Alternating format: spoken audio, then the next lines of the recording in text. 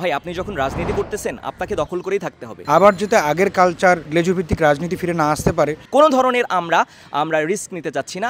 ডাকসুর বাইরে কোনো রাজনীতি ক্যাম্পাসে কাম্য নয়। একটা বিষয় আপনাদেরকে মাথায় রাখতে হবে, আমরা যখন বলছি যে আমরা ডাকসু চাই, তার মানে কিন্তু ছাত্র রাজনীতি থেকে যাচ্ছে।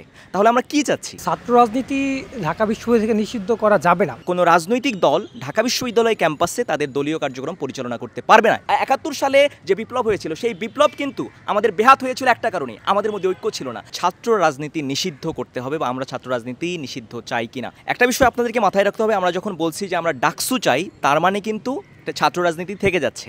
তাহলে আমরা কি চাচ্ছি? আমরা চাচ্ছি হচ্ছে ঢাকা বিশ্ববিদ্যালয় ক্যাম্পাসে এখানকার শিক্ষক এবং ছাত্ররা কোনো রাজনৈতিক দলের কার্যক্রমে অংশগ্রহণ করতে পারবে না। দ্যাট মিনস কোনো রাজনৈতিক দল ঢাকা বিশ্ববিদ্যালয় ক্যাম্পাসে তাদের দলীয় কার্যক্রম পরিচালনা করতে পারবে না। এটা কিন্তু একটা জিনিস।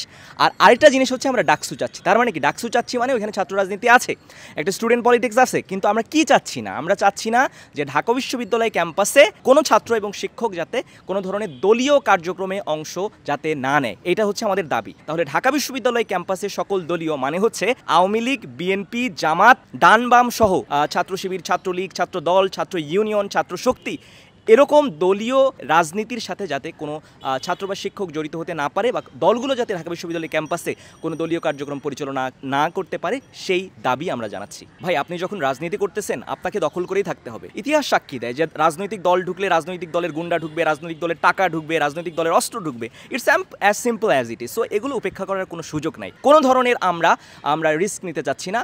আমরা কোনো রাজনৈতিক দলের কাছে ঢাকা বিশ্ববিদ্যালয় ক্যাম্পাসকে ইজারা দিতে চাচ্ছি না। সেটা হতে পারে নতুন কোনো রাজনৈতিক দল আসতে পারে, অথবা পুরাতন কোনো রাজনৈতিক দল।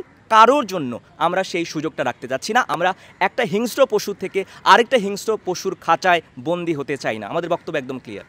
বিশেষত ঢাকা বিশ্ববিদ্যালয় ক্যাম্পাসে যে গণ ঐক্য সৃষ্টি হয়েছে, যে গণচরিত্র সৃষ্টি হয়েছে, সেই গণচরিত্র কিন্তু নষ্ট হয়ে যাবে যদি রাজনৈতিক দলগুলো তাদের রাজনৈতিক এজেন্ডা বাস্তবায়ন করতে আসে। তার মানে বিএনপিপন্থী শিক্ষকরা যদি ঢাকা বিশ্ববিদ্যালয় ক্যাম্পাসে বিএনপিপন্থী রাজনীতি করে, জামাতপন্থী শিক্ষকরা যদি ঢাকা বিশ্ববিদ্যালয় ক্যাম্পাসে জামাতপন্থী রাজনীতি করে, ছাত্রদল, ছাত্র শিবির, ছাত্রলীগ, ছাত্র শক্তি যদি তাদের নিজ নিজ এজেন্ডা ঢাকা বিশ্ববিদ্যালয়কে বাস্তবায়ন করতে চায়, তাহলে ঢাকা বিশ্ববিদ্যালয় ক্যাম্পাস টুকরো টুকরো হয়ে যাবে। ৭১ সালে যে বিপ্লব হয়েছিল, সেই বিপ্লব কিন্তু আমাদের বেহাত হয়েছিল একটা কারণে, আমাদের মধ্যে ঐক্য ছিল না। আমাদের মধ্যে ফ্র্যাগমেন্টেশন তৈরি হয়েছিল। ঢাকা বিশ্ববিদ্যালয় ক্যাম্পাসে আমরা দেখছি যে ফ্র্যাগমেন্টেশন তৈরি হচ্ছে।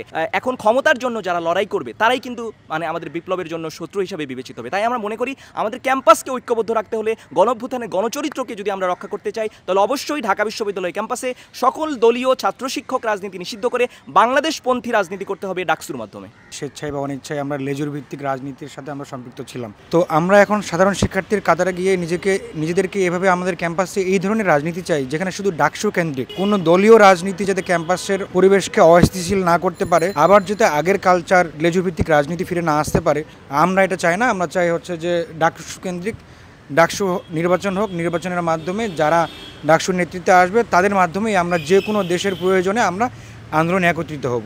ডাকসুর বাইরে কোনো রাজনীতি ক্যাম্পাসে কাম্য নয়। ছাত্র রাজনীতি ঢাকা বিশ্ববিদ্যালয় থেকে নিষিদ্ধ করা যাবে না, এটা আসলে হয়ে উঠবে না।